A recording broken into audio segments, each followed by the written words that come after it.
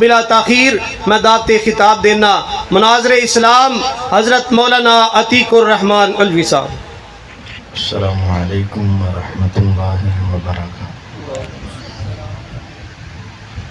الحمد للہ رب العالمین والصلاة والسلام علی سید الانبیاء وخاتم المرسلین وعلى آلہ وصحبہ ومن تبعہم اجمعین الی یوم الدین، اما بعد۔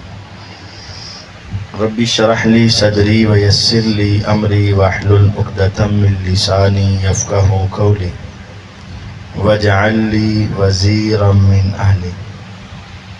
اللہم صل علی محمد وعلی آل محمد كما صليت على إبراهيم وعلى آل إبراهيم إنك حميد مجيد۔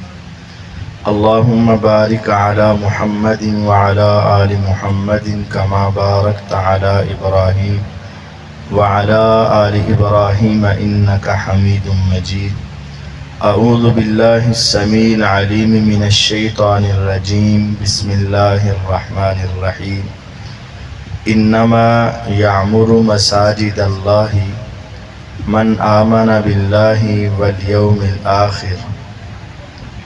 وقال جل وعلا فی مقام آخر وعہدنا الی ابراہیم واسماعیل ان طہر بیتی للطائفین والعاکفین والرکع السجود۔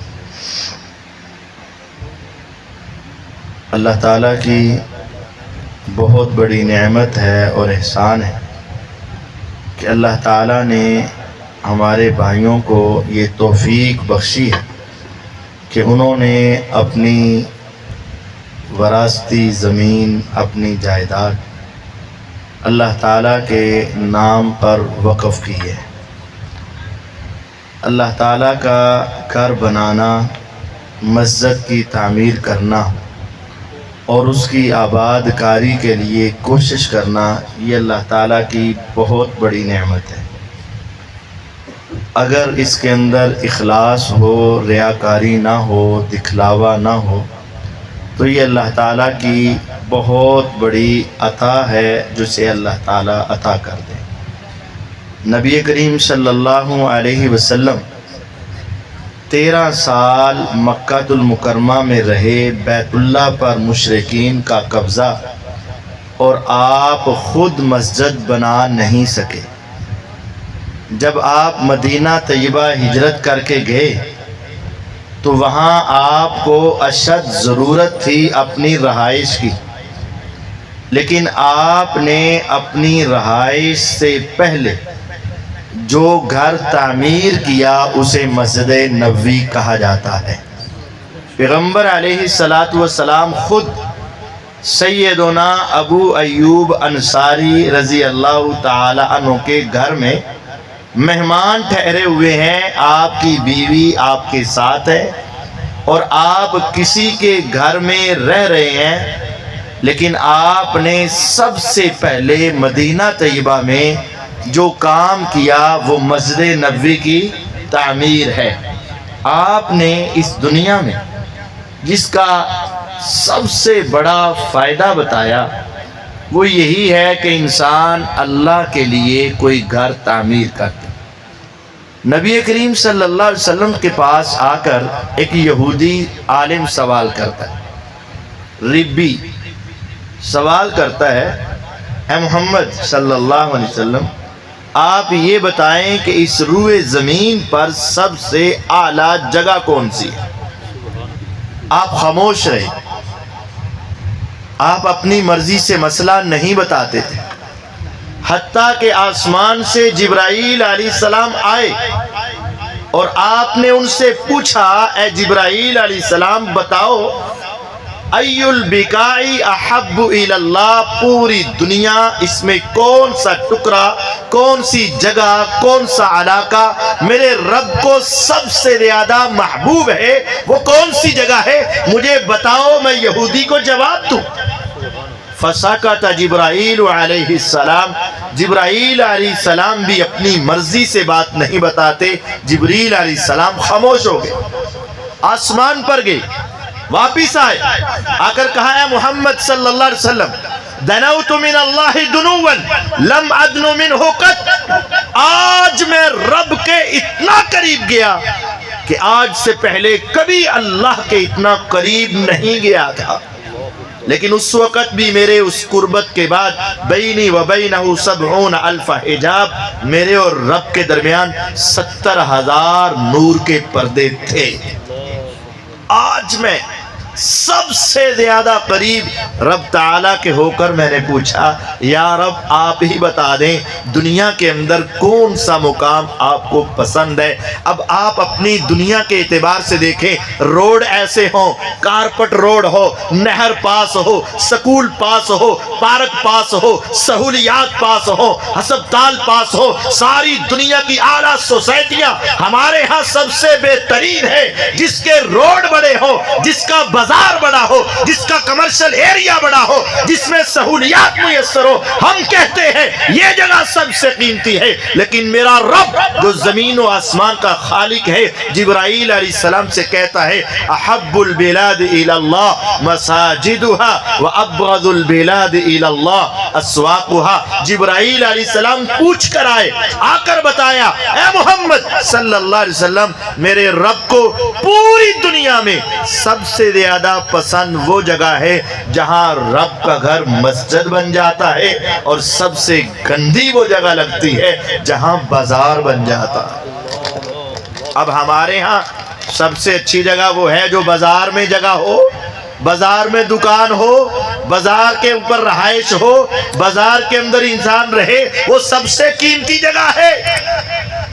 نہیں, وہاں جھوٹ ہے, وہاں دھوکہ ہے, وہاں فراڈ ہے, وہاں وعدے کی بے وفائی ہے, وہاں ظلم ہے, وہاں چوری ہے, وہاں ڈاکے ہیں. لیکن مسجد, پہلے جب یہ گھر یا یہ حویلی یا ان کی ورکشاپ تھی, لیکن جب اس کو مسجد کا نام دیا گیا, اللہ کی قسم اس حدیث کی روح سے یہ زمین بھی رب کے ہاں پوری کائنات میں سب سے عظیم بن گیا.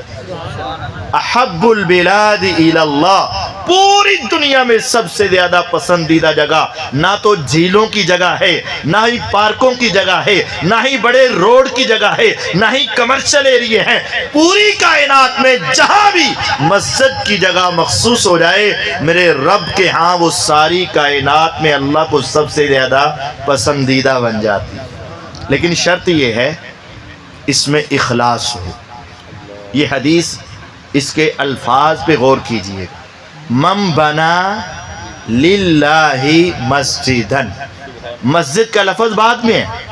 من بنا للہ, جس نے اللہ کے لیے بنایا, ریاکاری کے لیے نہیں, دکھلاوے کے لیے نہیں, چودراہٹ کے لیے نہیں, سرداری کے لیے نہیں, روپے اور پیسے کے لیے نہیں, کمانے کے لیے نہیں.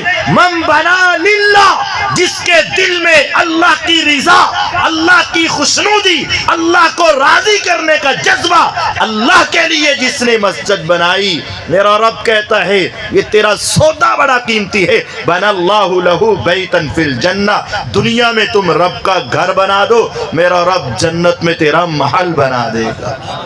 آپ غور کریں, یہ زمین بہت قیمتی ہوگی یا کسی کے اعتبار سے, لیکن کیا ہے, کروڑ کی ہوگی, 2 کروڑ کی, 4 کروڑ کی, کیا ہوگی.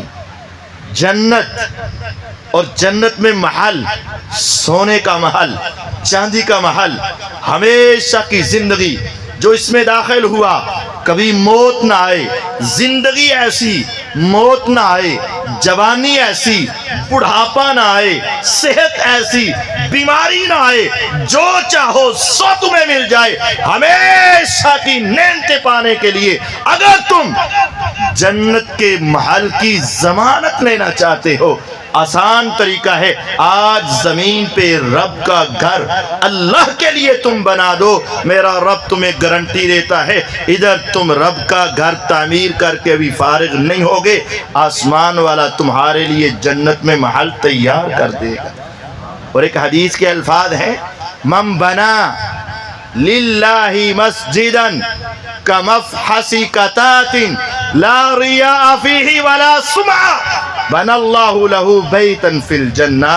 जो शख्स अल्लाह के लिए, ये अल्फाज याद रखिएगा, जिसने घर बनाया अल्लाह के लिए, दिखलावा नहीं, रियाकारी नहीं, अपने नमूदो नमाइश नहीं, अपने तज़किरे सुनना नहीं, अपनी तारीफात सुनने के लिए नहीं, अपने कारोबार की गरज से नहीं, जिसने अल्लाह के लिए घर बनाया कमफ़हसी कतात, चिड़िया के घोंसले जितना,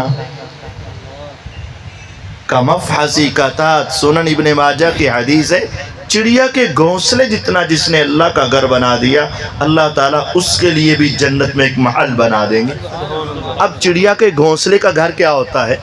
चिड़िया का घोंसला आप देखें, बड़े से बड़ा भी बनाएगी तो फुट बाई फुट का बना लेगी, वैसे तो उससे भी छोटा इतना सा उसका घोंसला होता है। अब इतनी मस्जिद तो होती नहीं है, इतनी मस्जिद में कौन खड़ा होगा, कौन रुकू करेगा, कौन सजदा करेगा, क्या होगा, वो मस्जिद कैसे बनेगी? खुश नसीब है वो जो सारी मस्जिद तामीर करे, और खुश नसीब है वो भी जिसके पास कम है, उसने एक ईंट लेकर दे दी, उसने 2 ईंटें लेकर दे दी, 1 बोरी सीमेंट की ले दी, उसने इतनी सी जगह 1 फुट जगह का हिस्सा डाल दिया। कमफ़हसी कतात, नीयत खालिस है, रियाकारी नहीं, नीयत खालिस है, दिखलावा नहीं, नीयत में अल्लाह की रिजा है। एक चिड़िया के घोंसले के बराबर भी जिसने घर बना दिया, मेरा रब कहता है हमारी रहमत का किनारा कोई नहीं, तो जमीन पे हमारा घर बना, हम जन्नत में तेरा महल बना देंगे। ये पता उसे चलता है जो दुनिया पे अपना जरा घर बनाकर तो देखे। दुनिया में अपना घर बनाओ ना, सारी जिंदगी की जमा पूंजी लग जाती है, लेकिन जब तुम रब का घर बनाओगे नीयत खालिस करके, जितना भी हो सके इसमें ताउन करोगे, मेरा रब तुम्हारे इखलास को देखकर तुम्हारे लिए जन्नत में एक महल बना देगा। मुझे याद आ रहा है एक वाकया, सच्चा वाकया। मेरे उस्ताद भी हैं, हमारे बुजुर्ग भी हैं, हमारे मुरब्बी भी हैं, मौलाना अब्दुल गफ़ार अवान साहब, जिनको अब्दुल गफ़ार अल मदनी हाफिज़हुल्लाह भी कहा जाता है। वो मदीना यूनिवर्सिटी में पढ़ते थे।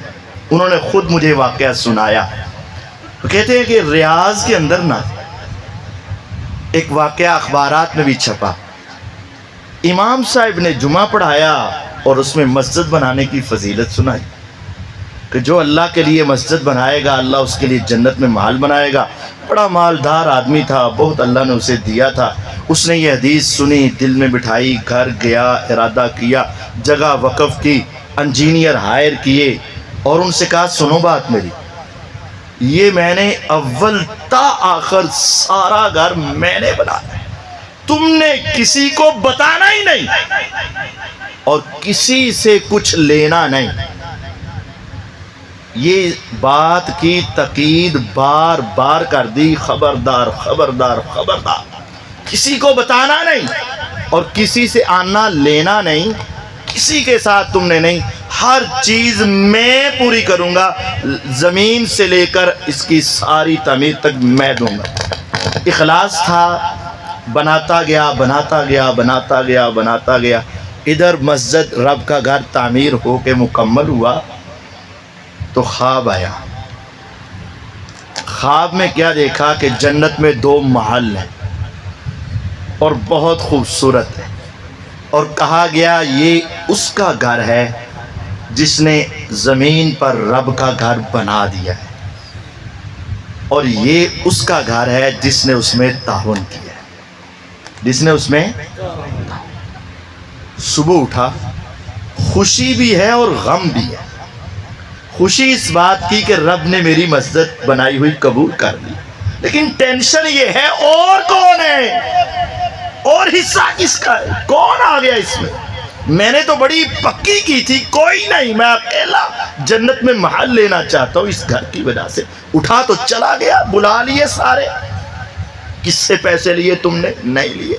किससे चंदा लिया तुमने? नहीं लिया। किससे सामान लिया तुमने? नहीं। ये कह रहे लिया है। اب یہ خواب نہیں سنا رہا لیکن کہہ رہا ہے لیا ہے، غلط ہو ہی نہیں سکتا، تم جھوٹ بولتے ہو، تم غلط کہتے ہو، لیا تم نہیں، وہ کہتے نہیں لیا۔ اس کا اصرار ان کا انکار، اس کا اصرار ان کا انکار، بالآخر وہ سوچنے پر مجبور ہوئے ہوا کیا ہے۔ اب وہ ایک مزدور کہتا ہے ٹھیکیدار صاحب گل ہے کہ ایک اماں مائی بڈھی یہاں سے گزر رہی تھی، تو انہیں پوچھا پتر کی بنا دے ہو؟ اسی دس دیتا اماں جی مسجد بنا رہے۔ اس نے کہا اچھا ٹھیک ہے۔ وہ عورت گھر گئی اور ایک ٹوٹا سا بیلچا لے کر آئی اور لا کر کہتی ہے اس کو بھی استعمال کر لینا۔ ان کا ہمیں ضرورت ہی نہیں، ہمارے پاس ہر قسم کا اچھا سامان موجود ہے، اس بیلچے کو ہم نے کیا کرنا ہے؟ اس نے کہا تمہیں ضرورت نہیں، مجھے ضرورت ہے، بس رکھ لو، کوئی دو ٹپے اتنا ہی پا ہی دینا۔ تمہیں ضرورت نہیں ہوگی میں مانتی ہوں، لیکن میرے دل کی ضرورت ہے بیٹا، بس اسے رکھ لو، بس اس کو رکھ لو، میرے پاس یہی ہے، میں یہی دے سکتی۔ جب اس نے کہا نا ٹھیکیدار صاحب بس بیلچہ ہی لیا سی اور کچھ نہیں لیا، وہ بندہ سمجھ گیا کہ یہ گھر اس مائی کا ہے۔ اس نے کہا بس بس بس مجھے یہ بتاؤ وہ اماں آئی کدھر سے تھی؟ اس نے کہا وہ ادھر سے، وہ سامنے گھر سے۔ یہ گیا اس کے گھر کا دروازہ کٹکھٹایا، اماں باہر آئی، کہا اماں تیرے سے سودا کرنا، اماں تیرے سے ایک سودا کرنا۔ مطلب یہ تھا کہ بیلچے کے پیسے لے لے تاکہ وہ جنت کا محل بھی۔ اس نے کہا سودا کرنے کی ضرورت نہیں، رات کو میرے رب نے مجھے بھی دکھا دیا ہے کہ میرا قبول ہو چکا۔ یہ حق ہے، یہ حدیث ہے، جو شخص رب کے لیے ایک چڑیا کے گھونسلے کے برابر بھی اللہ کا گھر زمین پہ بنا دے، اخلاص ہو، ریاکاری نہ ہو، دکھلاوا نہ ہو، رب کی رضا کے لیے کچھ بھی ہے، جو انسان اللہ کا گھر زمین پہ بناتا ہے، رب کا وعدہ ہے تم میرا گھر زمین پہ بنا، میں جنت میں تیرا محل تیار کر دوں۔ یہ حق ہے، سچ ہے۔ ہم دعا کرتے ہیں اللہ تعالیٰ اس جگہ کو اپنی بارگاہ میں قبول فرما، اخلاص ہے مزید عطا فرما، ریاکاری سے محفوظ فرما، چودراہٹ سے محفوظ فرما، سرداری سے محفوظ فرما۔ ما کان لہم ان يدخلوها الا خائفین، ان کا حق یہ تھا کہ انتظامیہ جب مسجد میں آتی تو ان کے چہرے جھکے ہوئے ہوتے، دل ان کے ڈر رہے ہوتے۔ انتظامیہ کا فرض روب ڈالنا نہیں ہے۔ ما کان لہم ان يدخلوها الا خائفین، ان کا حق یہ تھا کہ جب مسجد کے دروازے پر آتے تو ان کے اندر خوف ہوتا، خوف۔ ابراہیم علیہ السلام نے اور اسماعیل علیہ السلام نے کیا تیار کیا؟ رب تعالیٰ کا گھر۔ اور جب وَإِذْ يَرْفَعُ إِبْرَاهِيمُ الْقَوَاعِدَ مِنَ الْبَيْتِ وَإِسْمَاعِيلُ، ابراہیم علیہ السلام، اسماعیل علیہ السلام وہ ساری بنیادوں سے اٹھا کر بیت اللہ بنایا تو دعا کیا کی؟ ربنا تقبل منا انک انت السمیع العلیم۔ اخلاص میں شک کوئی نہیں، نیت میں فتور کوئی نہیں، ایمان کے اندر کمزوری کوئی نہیں، تقوی کے اندر کوئی کمزوری نہیں، لیکن گھر بنانے کے بعد پھر بھی کیا کہا؟ ربنا تقبل منا۔ یہی ہماری عادت ہونی چاہیے۔ اللہ تعالی ہمارے اس ایک مسجد والے معاملے کو بھی اپنی بارگاہ میں قبول فرمائے۔ مسجد بنا لی، اب مسجد کے ساتھ تعلق جوڑیں، مسجد کو بنائیں اور پھر اس کو آباد کریں۔ جو شخص مسجد سے تعلق جوڑ لیتا ہے یقین جانیے وہ انسان خوش نصیب ہو جاتا ہے۔ مسجد کی طرف آنا، پھر مسجد میں بیٹھنا، پھر مسجد کی صفائی کرنا، پھر مسجد کے معاملات میں دلچسپی لینا، یہ کوئی معمولی کام نہیں ہے۔ مسجد کی طرف آنا، من غدا الی المسجد او راح اعد اللہ لہ نزلہ فی الجنہ کلما غدا او راح۔ نبوت کی زبان موتیوں سے قیمتی، پہاڑوں سے ٹھوس، خوشبوؤں سے معطر، میرے آقا کا فرمان، جو شخص من غدا الی المسجد، صبح صبح اندھیرے میں آیا مسجد کی طرف، او راح یا شام کو آیا۔ یہ مسجد اللہ کا گھر ہے، انسان اس میں آتا ہے تو اللہ تعالیٰ کا مہمان بنتا ہے۔ دنیا کے اندر انسان کسی کے گھر میں جائے تو وہاں سے کھاتا ہے، پیتا ہے، وہاں سے کچھ اسے فائدہ ملتا ہے، لیکن یہ رب کا گھر ہے، نہ کھانے کے لیے نہ پینے کے لیے۔ یہاں آ کر عبادت کی اور چلے گئے۔ میرا رب کہتا ہے ہاں ہاں بندے، اگر تمہیں یقین ہے تو میرے فرشتے تیرا صبح کو آنا، تیرا شام کو آنا روزانہ لکھ رہے ہیں۔ من غدا الی المسجد، صبح کو آیا لکھا گیا، اور راہا شام کو آیا لکھا گیا، 5 وقت آیا لکھا گیا۔ یا رب، لکھنے کا فائدہ کیا؟ فرمایا اعد اللہ لہ نزلہ فی الجنہ، میرا رب جنت تو دے گا ہی دے گا۔ جتنی مرتبہ تم مسجد میں آؤ گے اللہ اتنی روز قیامت تمہاری اسپیشل جنت میں دعوتیں کرے گا۔ اسپیشل دعوت ہوگی، جنت ہے، مل گئی، کھانا ملا، پانی ملا، نہریں ملی، ہر چیز ملی، لیکن رب کہے گا تیریاں دعوتاں میرے وال جمع ہوئی ہیں۔ دنیا میں میرے گھر میں آیا تھا، وہاں میں نے تمہیں کھلایا پلایا نہیں تھا، میرے فرشتوں نے تیری ساری وہ روٹین لکھی ہوئی ہے، 10,000 20,000 30,000 40,000، جتنی مرتبہ تو آیا تھا رب تعالیٰ اتنی مرتبہ تیری جنت میں اسپیشل دعوت کرے گا۔ اللہ تعالیٰ دعوت کرے گا۔ تصور کریں، یہاں ہو نا فلاں نے دعوت کی، اچھا چلو دیکھنے ہیں، تو اگر ہو نا فلاں نے دعوت کی، اچھا پھر سارے کام چھڈاں گے، انہاں دی دعوت کھان والی ہوندی۔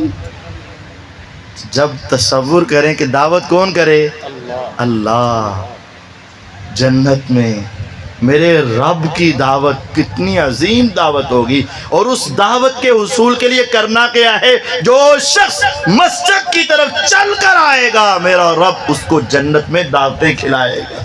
جنت میں دعوت۔ بشر المشائین فی الظلم بالنور التام یوم القیامہ، میدان معاشر لگے گا نا، قبروں سے لوگ نکلیں گے نا، اذا الشمس کورت وَإِذَا النُّجُومُ انْقَدَرَتْ اِذَا السَّمَاءُ انْفَطَرَتْ وَإِذَا الْكَوَاكِبُ انْتَثَرَتْ، جب یہ سورج کو لپیٹ لیا جائے گا، جب یہ چاند تارے گدلے ہو جائیں گے، جب آسمان پھٹ جائے گا، جب یہ ستارے آسمان سے جھڑ جائیں گے، پوری دنیا پہ اندھیرا چھا جائے گا، روشنی کی ایک کرن بھی نہیں ہوگی، ایک ٹمٹماتا چراغ بھی نہیں ہوگا، پوری دنیا اپنی قبروں سے نکلیں گے، میدان محشر کی طرف دوڑیں گے، پوری دنیا پہ اندھیرا چھا چکا ہوگا، ایک بھی روشنی کی کرن نہیں ہوگی۔ فرمایا میرے آقا نے اے محمد صلی اللہ علیہ وسلم، رب تعالیٰ کہتے ہیں اے محمد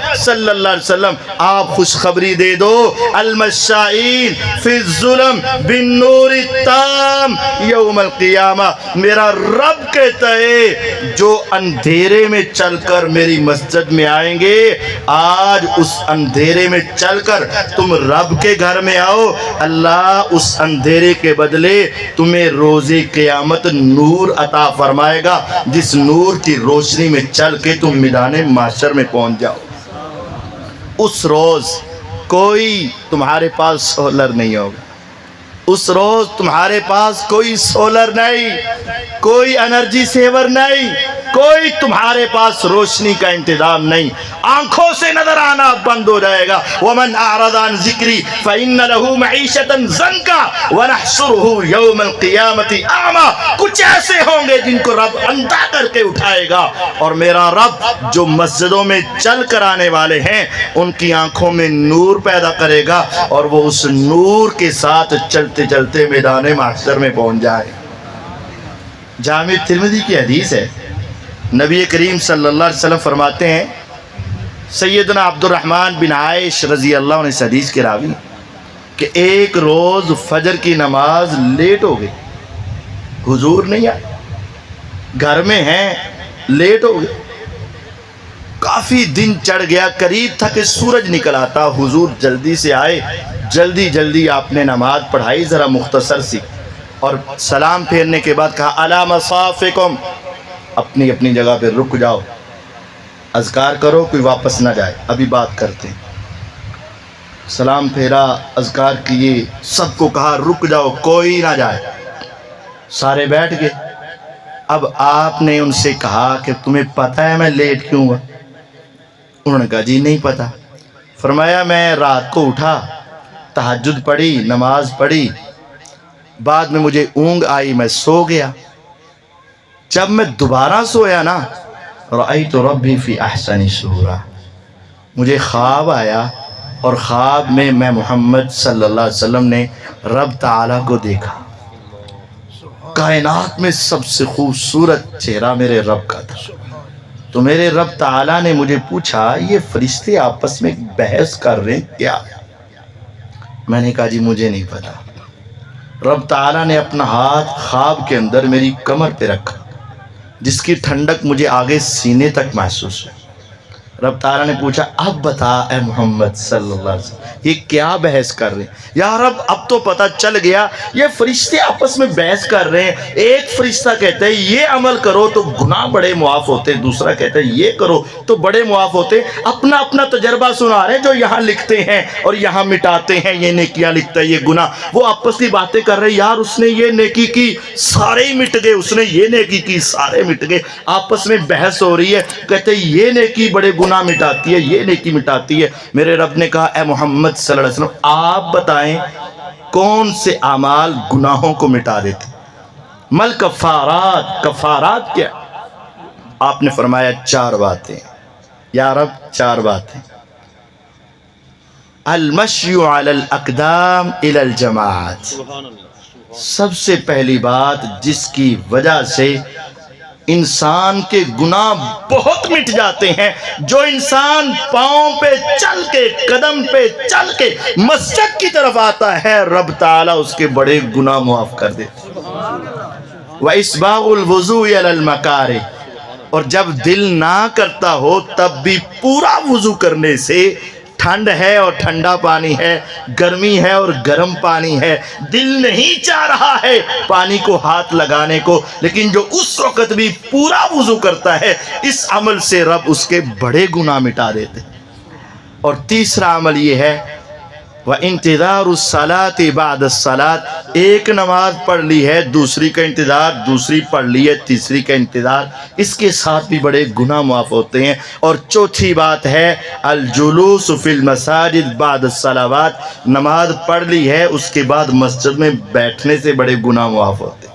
اب چاروں کا تعلق مسجد کے ساتھ ہے۔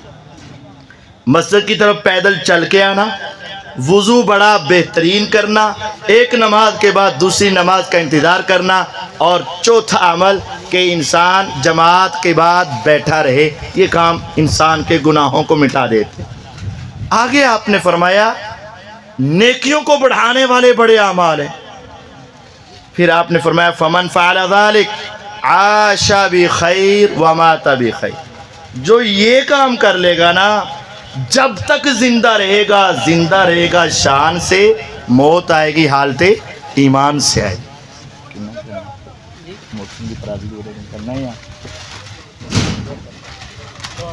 اچھا ایک حدیث، آخری حدیث سن لیجئے پھر آپ بات ختم کرتے ہیں۔ نبی کریم صلی اللہ علیہ وسلم نے مسجد کو صاف رکھنے کا حکم دیا، یہ سب کی ذمہ داری ہے۔ آپ نے مسجد کے اندر ایک بوڑھی عورت مسجد کی صفائی کرتی تو دیکھا کہ چند روز نظر نہیں آئی۔ آپ نے فرمایا وہ بوڑھی اماں کدھر گئی؟ کہا حضور فوت ہوئی، غسل دیا، دفن کر دیا۔ آپ نے فرمایا مجھے بتایا ہی نہیں۔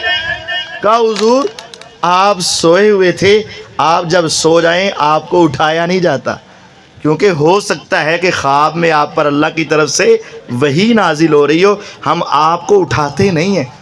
آپ علیہ الصلوۃ والسلام نے کہا تم نے مجھے بتایا کیوں نہیں؟ خواب سوئے تھے۔ اب ایک تو یہ تھا کہ میرے آقا وہیں اس کے لیے دعا کر دیتے، لیکن آپ نے فرمایا نہیں، مجھے اس کی قبر پر لے چلو، مجھے اس کی قبر پر لے چلو۔ ایک عورت جس کا خاندان بھی یہاں نہیں، قوم قبیلہ بھی یہاں نہیں، کچھ نہیں، آپ نے فرمایا قبر پر لے چلو۔ میرے آقا آپ چل کے قبرستان گئے، قبر پہ کھڑے ہو کے دوبارہ جنازہ پڑھایا، صحابہ نے پڑھا، فرمایا سنو یہ مسجد کی صفائی کرتی تھی، تمہاری نگاہوں میں حقیر ہو سکتی ہے، لیکن میں محمد صلی اللہ علیہ وسلم اس کی قبر پہ جنازہ پڑھ کے تمہیں بتاتا ہوں اللہ کے ہاں یہ معمولی نہیں ہے۔ وَإِنَّ اللَّهَ يُنَوِّرُهَا بِصَلَاةِ عَلَيْهِمْ، اور جب میں کسی کے لیے دعا کر دیتا ہوں اللہ ان کی قبروں کو بھی روشن کر دیتا ہے۔ تو اگر آپ چاہتے ہیں قبریں روشن ہو جائیں، مسجد کی صفائی کریں، چاہتے ہیں گناہ معاف ہو جائیں، مسجد سے تعلق رکھیں، روز قیامت اللہ کے عرش کا سایہ ملے، مسجد کا خیال رکھیں، مسجد بنائیں، مسجد کو آباد کریں۔ ہم اللہ تعالیٰ سے دعا کرتے ہیں اللہ تعالیٰ ان بھائیوں کی یہ محنت کوشش کاوش قبول فرمائے اور سب بھائیوں کو اس کے اندر تعاون کرنے کی توفیق عطا فرمائے۔ وآخر دعوانا ان الحمد للہ رب العالمین۔